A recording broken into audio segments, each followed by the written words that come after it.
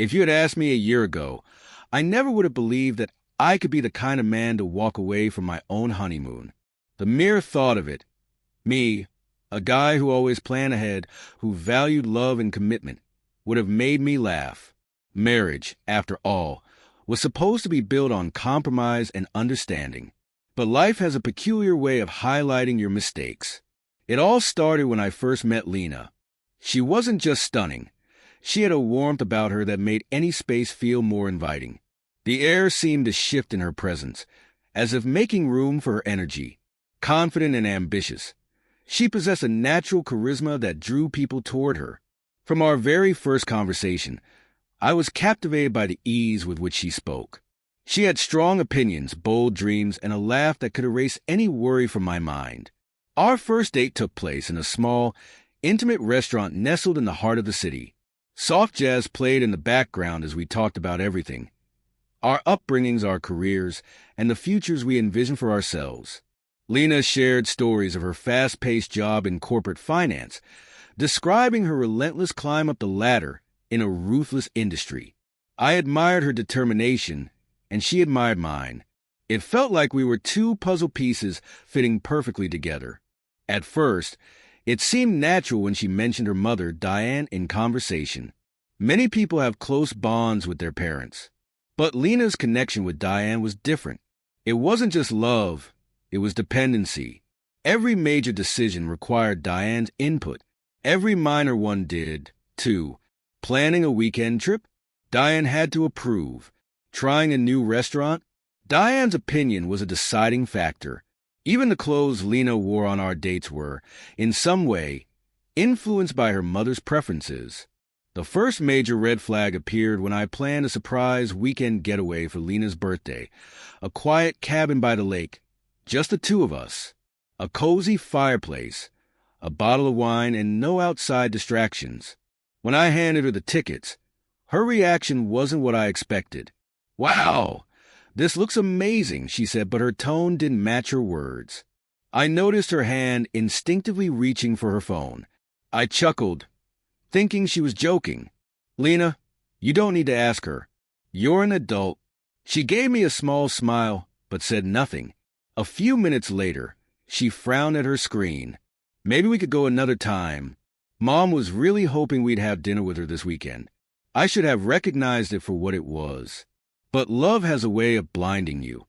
Instead of pushing back, I smiled and said, "Next time." Months passed, and Lena and I continued building our life together.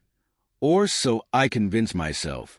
Even though Diane was an ever-present force in our relationship, I kept telling myself that we were strong enough to handle it, that her mother's involvement was just an expression of love, that I was simply adjusting to a different dynamic. Then came the wedding planning. Diane didn't just participate. She took control.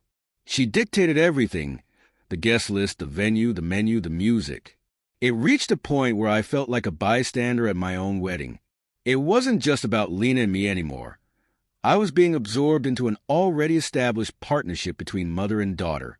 One evening, after yet another disagreement over something Diane insisted on changing, I finally confronted Lena. "Do you even want to get married?" I asked. She looked at me as if I had just insulted her. "Of course I do," she sighed. "Why would you even ask that?" "Because it feels like you need permission just to be in this relationship." She ran a hand through her hair, exhaling heavily. "I can't just ignore my mother. She's always been there for me." "I'm not asking you to ignore her," I said gently. "I'm asking you to put us first." She lowered her gaze, and the silence stretched between us. Finally, she murmured, "I don't know if I can." That was the moment I should have walked away. But love has a cruel way of making fools out of us. The breaking point came on the day we were supposed to leave for our honeymoon. Lena handed me a train ticket, not a plane ticket. While Lena and Diane traveled in comfort, I was expected to follow behind alone. Something inside me snapped. I turned to look at my newlywed wife, and in that instant, I realized I would always be an outsider in my own marriage. I forced a smile, picked up my luggage, and for the first time, uttered words I knew she would never forget. You're going to regret this. Then I walked away. Looking back, I often wonder how I let it go that far. Maybe I had been blinded by love. Maybe I had refused to see what was right in front of me. The signs had been there all along. Our wedding had never been about us. It had always been about Diane. And our marriage? It had never really stood a chance. Hours later, my phone buzzed with a voicemail. Lena, you're acting like a child. This is ridiculous. Get over it and come to the airport. I deleted it without a second thought. I wasn't about to let her ruin this newfound freedom. For the first time in a long time, I felt weightless. Regret only nudged at me the next morning when my phone vibrated again while I was checking out of my hotel. It was Lena. I debated ignoring it. But before I could make up my mind, her voice came through in a panicked whisper. I don't know what to do. They overbooked the flight, and Mom is making a scene at the gate. She's yelling at the attendants, and everyone is staring. We might not even get on the plane. I let the silence stretch between us. Finally, she spoke again, her voice barely above a whisper. Well, I smiled, not out of cruelty, but because this was the moment she finally understood. She needed me. I took a deep breath, exhaled slowly, and said, I don't need her. Then I delivered the final blow. No, Lena, you can figure this out on your own. Independence, I realize, is an incredible thing. It lifts you, makes you lighter, but it also forces you to recognize just how much weight you've been carrying all along. The morning after I left, I woke up in a hotel room that wasn't ours. No trace of Lena's perfume lingered on the pillow. No sound of her voice filled the space. No urgent calls from Diane. Just peace. And, for once, my own thoughts. I hadn't cared to check my phone last night, so I took my time getting dressed, savoring the quiet. But curiosity got the best of me. When I finally grabbed my phone, I saw 8 missed calls for voicemails and just as many texts.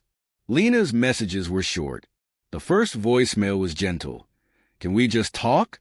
I know you're upset, but you just walked away. I didn't expect that. I thought you'd at least meet me at the airport so we could figure this out. Call me when you're ready. I rolled my eyes. The second voicemail carried a different tone. This was just a travel arrangement. You were still coming to the honeymoon, right? It's not like I abandoned you. Then came the third.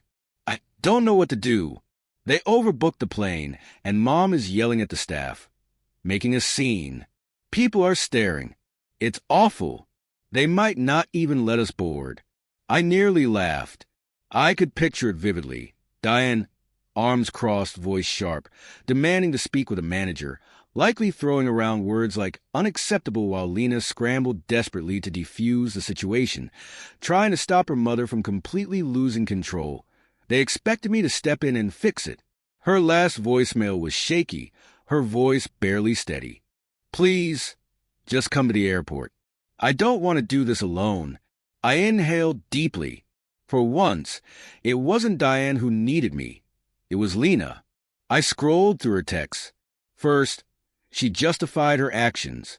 Then came, why aren't you answering me? Followed by, we should talk. And finally, my personal favorite, you can't just leave like this. You're my husband. I stared at the words for a long moment before typing my response. You gave me a train ticket while you and your mother flew first class. So, yeah, I can actually leave. I didn't wait for a reply. I picked up my suitcase, walked out of the hotel, and stepped into the world as a free man. Meanwhile, in the airport lounge, Lena sat crumbling. Her hands trembled as she clutched her phone, her mind unraveling as Diane's voice cut through the tension. The airline hadn't denied them boarding because the flight was overbooked. No, they had been denied because Diane's outburst had escalated to the point where they were no longer welcome on the plane. And now, Lena was stranded, alone. She checked her phone again. Still nothing. And then, finally, she saw it. You gave me a train ticket while you and your mother flew first class. So, yeah, I can actually leave.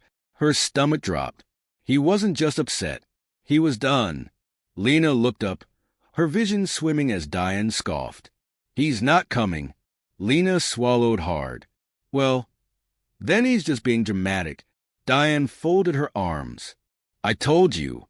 He was always too sensitive. A real man wouldn't just walk away like that. For the first time, Lena flinched at her mother's words. They didn't sound reassuring anymore. They sounded wrong. For the first time, she realized she had driven him away. She had ignored the warnings, dismissed every attempt he made to tell her how he felt. And now, when she truly needed him, when she was stranded, humiliated, exhausted, he wasn't there. Diane sighed. Come on, darling. We'll book another flight and forget about him. Don't let him ruin our vacation. A week ago, Lena might have agreed. She might have convinced herself he was just overreacting, that things would go back to normal. But now, she wasn't so sure. She glanced down at her phone, reading his message again, over and over, and for the first time, she understood.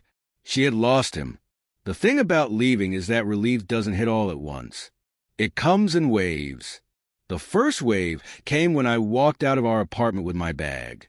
The second hit when I checked into my hotel, staring at that train ticket as if it were a cruel joke. The third arrived as I rode a taxi to the airport. And now, sitting at my gate, sipping coffee while waiting for my flight, there was no anger, no resentment, just clarity. My phone buzzed. Lena. I let it ring. Then, smirking, I texted. Where are you? For years, I had let her dictate my life, reshaping everything for her convenience, allowing her mother to control our relationship. But now, I was calling the shots. I watched as the typing bubbles appeared, followed by her response. I wasn't trying to hurt you. I leaned back, rolling the words around in my mind. Because here's the truth about mistakes. They're accidental. She hadn't accidentally prioritized her mother. She had chosen to. She hadn't accidentally dismissed my feelings. She had chosen to. And now, I was making my own choice. Enjoy your honeymoon with your mother. I'll enjoy my trip alone. Then, I blocked her. As the plane lifted off the ground, I shut my eyes. For the first time in years, I was choosing myself. No compromises. No justifications. Just freedom. And damn, it felt good.